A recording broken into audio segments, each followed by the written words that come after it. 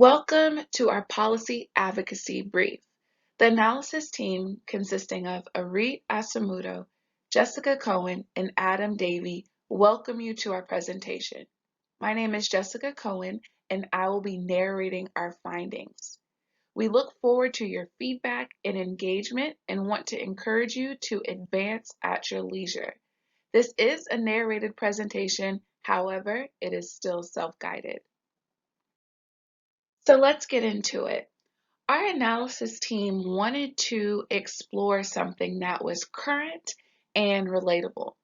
Globally, all of us have been affected by the pandemic.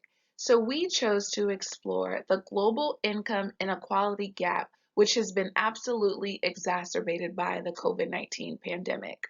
We addressed our findings to the Secretary General of the United Nations because the United Nations controls and devises the initiatives when it comes to poverty reduction strategies, especially those on the international level. So this presentation contains 3 different policy options, which we've assessed in terms of efficiency, social equity, and political feasibility.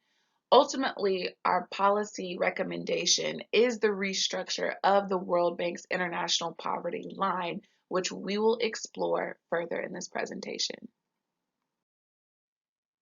To continue, our recommendation addresses the unsuccessful standardization that's currently present within the metric system. It sits at about $1.90 a day. So our option presents a new way of assessing poverty, moving from that quantitative analysis to a qualitative analysis.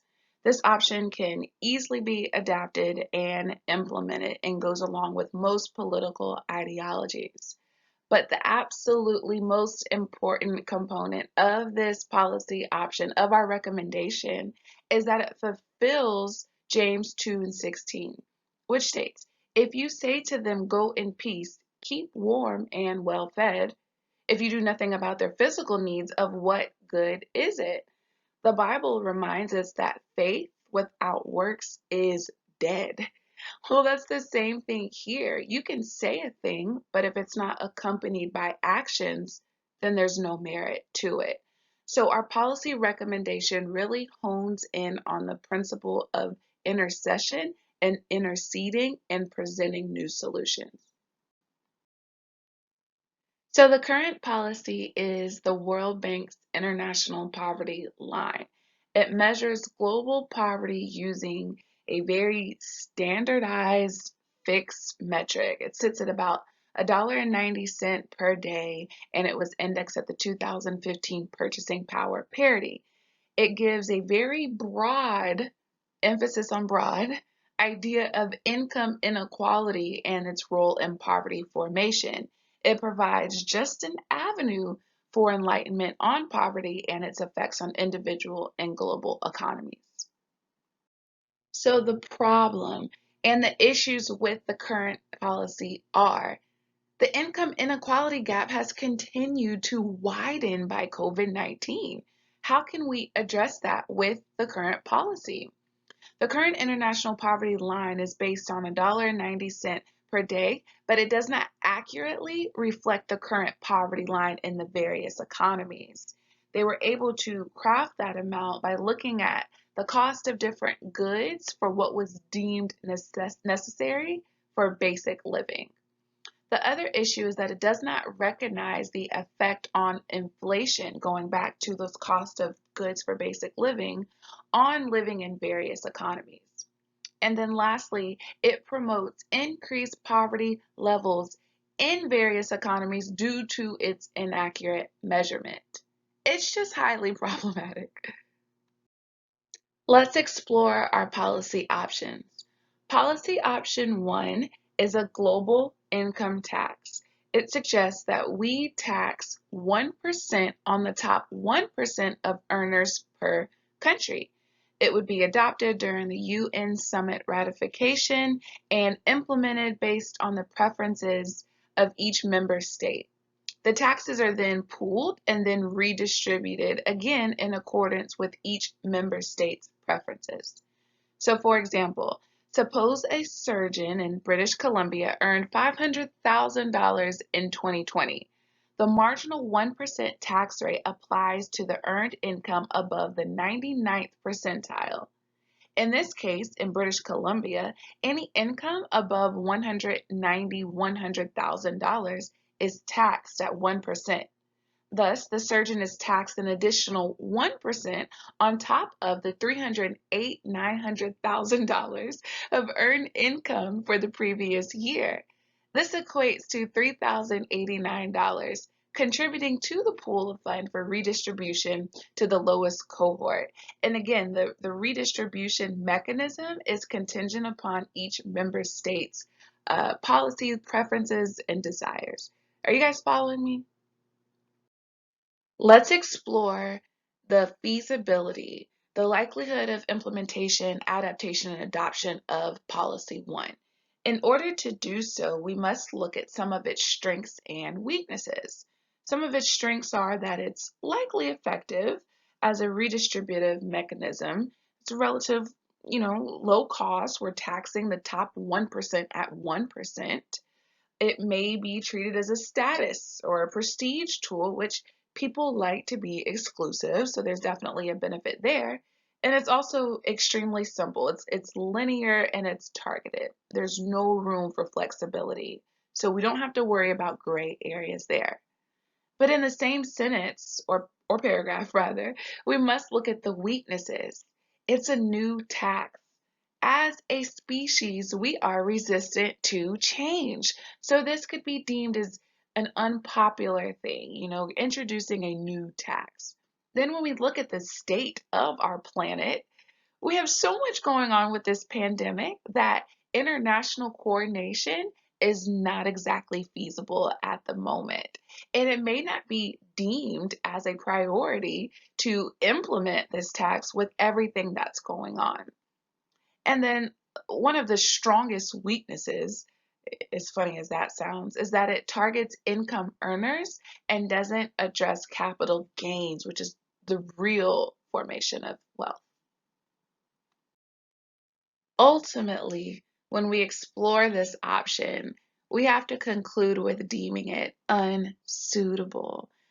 In reality, our planet is in a crisis. So when we look at the economic depression that's increasing, the massive loss of employment, the millions of people, vulnerable populations who are entering extreme poverty conditions, member states are unlikely to have the political bandwidth to introduce new taxes at this time. So we have to keep exploring. Now let's explore policy option number 2, which is the International Poverty Line restructure. This policy option suggests that we move from the quantitative analysis, the 190 a day, the $1.90 a day, to moving towards a qualitative assessment, which is a localized impact by country or member state. So poverty measurement is an absolute staple for understanding income inequality and devising poverty reduction strategies. We're proposing that the World Bank assess each country or member state's economy based off of their basic needs and the likelihood of their population achieving success or economic stability, and then measuring that against the actuality. Let me break this down.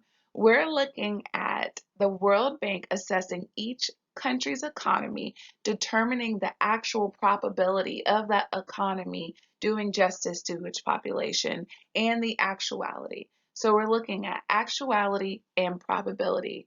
This presents the greatest accuracy of impoverished conditions because it's not shackled to a monetary value, but it's indicative of a localized impact for each member state. Don't worry, we're going to explore more in the following slides. So when we look at the feasibility of policy option 2, we have to explore the strengths and weaknesses. I'm going to start with the weaknesses. Its metric determinants may vary among members, right? what may be suitable for one member state in exploring the economy and the costs of living and the social economic climate, the social climate, may not pertain to another member state. Its other weaknesses are that members may be resistant to a status change. Currently, the UN looks at different economies by determining their level of income: high income, low to middle income, middle to low income. With this introduction of a new impact rate, some of those levels and statuses may change. And then also it's perceptive, but it's low in flexibility. It's actuality against probability, and there's no wiggle room for that. When we explore the strengths, it's definitely worth mentioning that it promotes high economic efficiency. It's sustainable with high impact on the individual and global economy, and provides the greatest accuracy into poverty insights. Again, we're looking at a member state or a country's probability or health, the ability for them to achieve equitable distribution of prosperity, and we're measuring that against the actuality of them achieving that. So we're looking at their capacity to do a thing versus their reference, what they're actually doing. Ultimately, this policy option became our recommendation because it is suitable. Restructuring the international poverty line measurement achieves at least 4 of the 5 characteristics that are required for successful adoption and implementation. Those 5 are limited scope and objectives, it's bounded in reality, aspirations must be proportionate to capabilities, it's precise and specific, it serves the self-interest of the signatory state and cannot infringe upon sovereignty, and it must be linear. Its only pitfall is that it's not precise and specific, as I mentioned in the previous slide, and that each country or member state may have different variables that contribute to determining what their economic health is. Let's talk about policy option 3, strengthening social protection and income redistribution. Policy option 3 addresses the systemic effect of globalization on various economies, including the adverse effects of COVID-19. It promotes the reduction of poverty in emerging economies. It suggests a premise for the introduction and maintenance of equality through income redistribution and transfer mechanisms. It encourages a positive shift in political ideologies in the emerging economies. And most importantly, it ensures grounds for contribution by business owners and the wealthy towards sustaining the home country's economy. Let's explore the feasibility of policy option 3.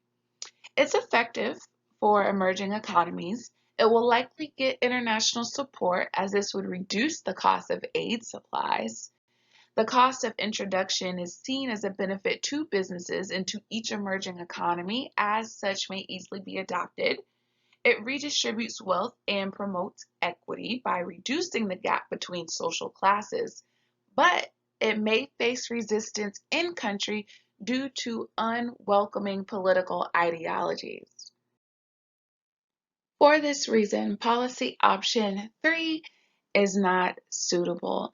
Policy option 3 is only suitable for emerging economies. It does not provide an all-rounded alternative to the current policy. It has no real effect on the global income inequality gap either. It may also infringe on the revenue which would have been otherwise accrued to other economies. And also the implementation timeline presents a little bit of an issue with anticipation of 2.5 years for it to really go into effect. In conclusion, the analysis team recommends option 2, restructuring the international poverty line measurement as a policy option for the Secretary General's consideration as the preferred course of action for the UN to begin addressing the rising global income inequalities which have been exacerbated by COVID-19. It is the most feasible option and most importantly aligns with our Christian worldview. In 1 Timothy 2, 1 through 3, it explains that we should pray, intercede, and give thanks to governmental authorities. This policy option is a result of that intersection and aligns with our values. Thank you guys for tuning in. We anticipate and look forward to your feedback.